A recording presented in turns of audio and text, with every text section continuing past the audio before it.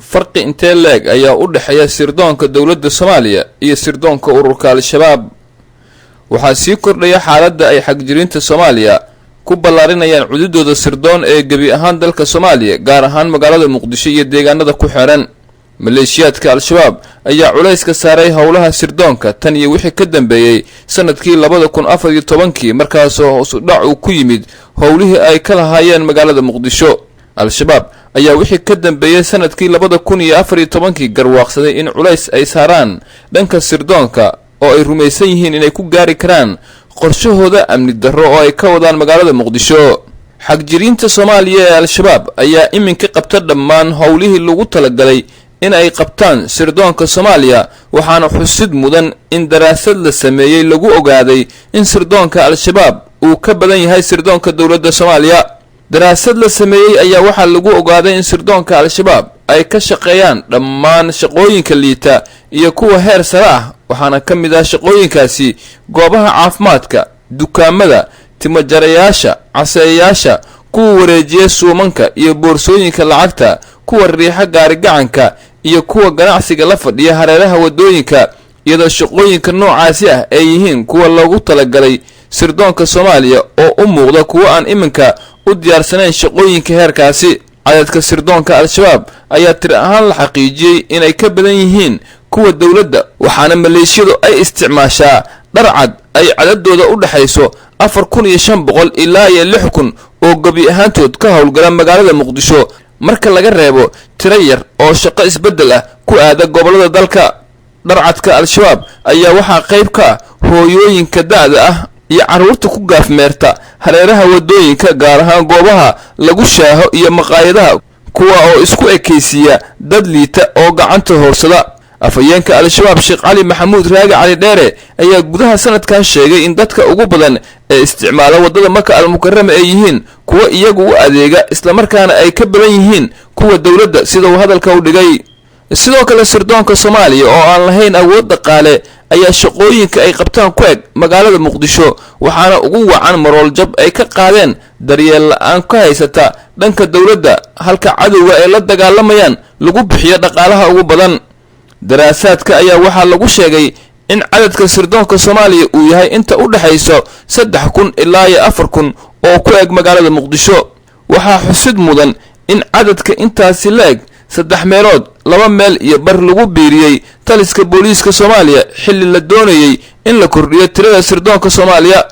sidoo kale dawladda Soomaaliya ayaa waxaa la gudboon in ay garwaaqsato in ay gabtay hawshii sirdoon ee lagu nabdayn lahaa Soomaaliya, taa oo lagu gaari karo u hagar bixidda sirdoonka Soomaaliya. si kastaba ahaatee sirdoonka Soomaaliya ayaa waxa dhaqaalaha ugu badan ku bixiya dawladaha shisheeye, taa oo loo arko inay qayb ka tahay jahwareerka dawladda ka haysta dhanka sirdoonka. kooxaha islaamiyiinta ee Soomaaliya ayaan weli awoodooda hoos loo dhigin iyadoo uu jiro olole qaramada midoobe oo 12 sano jirsaday ee ka dhan ah islaamiyiinta Soomaaliya ka dagaalama. kooxahan ayaa leh garab sirdoon oo si sareysa u shaqeeya, sida ay sheegtay wariye ka tirsan BBC-da ee la yiraahdo Mary Harber. inta badan marka aan ka imaado Soomaaliya oo aan soo gaaray Ingiriiska, Al-Shabaab ayaa isoo waco. arrintan ayaa dhacday ka hor inta aan la sheekaysan qoyskayga, waana inta aan sugaya alaabtayda ama xilli aan taxi u sii saaranahay gurigayga. mar aan safar ku tagay magaalo ku taala koonfurta Soomaaliya oo la yiraahdo Baydhabo, waxaa la ii sheegay xog faahfaahsan oo ku saabsan waxa aan qabtay iyo meesha aan tagay. waxaad socod ku tagtay bangi, laakiin wuu xirnaa, waa garaacday albaabka oo aad isku dayday in aad furto, waxaad gashay sawir, ayaa uu yiri nin ka tirsan Al-Shabaab oo xiriir ila soo sameeyay. ayaa ay tiri waardiyaashaadu ma ahayn kuwa xirfadoodu sareyso, way iska wareegayeen oo sheekaysanayeen iyagoo qoryaha ka soo lalaadiyay garbahooda halkii ay kugu ilaalin lahaayeen. markii aan weydiiyay Al-Shabaab sida ay ku ogaadeen dhammaan waxyaabahan, sida ay ku heli karaan xogta saxda ah, kuwa ila soo xiriiray waxay si fudud iigu sheegeen inay saaxiib ku leeyihiin meel kasta. waxaan u sheegay in aan naxsanahay oo ay og yihiin ujeedka safarkayga si dhow, laakiin waxay ii sheegeen in aan walwalin oo beegsigooda uu yahay dad aniga iga muhiimsan. si kastaba ahaatee waxay ii sheegeen inaan dhex geli doono xaalad xun oo aan wajihi doono saameynteeda. waxaan u qaatay in qaar ka mid ah dadka dabagalka ku sameynaya dhaqdhaqaaqayga ay Soomaaliya joogaan iyo inay qayb ka yihiin kooxda mintidka ah garabkooda sirdoon ee aan naxariista lahayn ee amniyaadka loo yaqaano.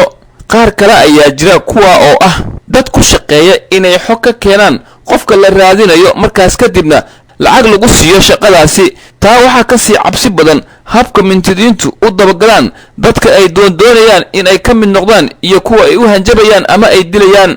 al-shabaab waa dad aan la fahmi karin, waxay joogaan meel kasta. waxaa sidaa yidhi nin dhalinyaro ah oo al-shabaab ay raadsanayso sababtoo ah wuxuu ka iibiyey finijeer iyo mukayfiyo xubno ka mid ah dowladda Soomaaliya ee qaramada midoobay ay taageerto iyo AMISOM, kuwaasoo labadooduba ay al-shabaab u arkaan cadow. nin kale oo al-shabaab ka soo goostay ayaa sharaxay sida maalin xubin ka tirsan al-shabaab uu u soo wacayay si uu ugu sheego midabka shaarka uu xirnaa iyo waddada uu marayay maalintaas iyo maalinta xigtay.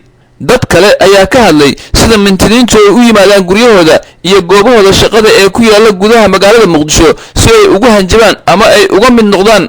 arrimahan ayaa dhacaya iyadoo kooxdu ay ka baxday caasimadda Soomaaliya sanadkii 2011. daawade si aad u heshid warar iyo warbixino quseeya Soomaaliya subscribe dheh barteena YouTube oo rukumo.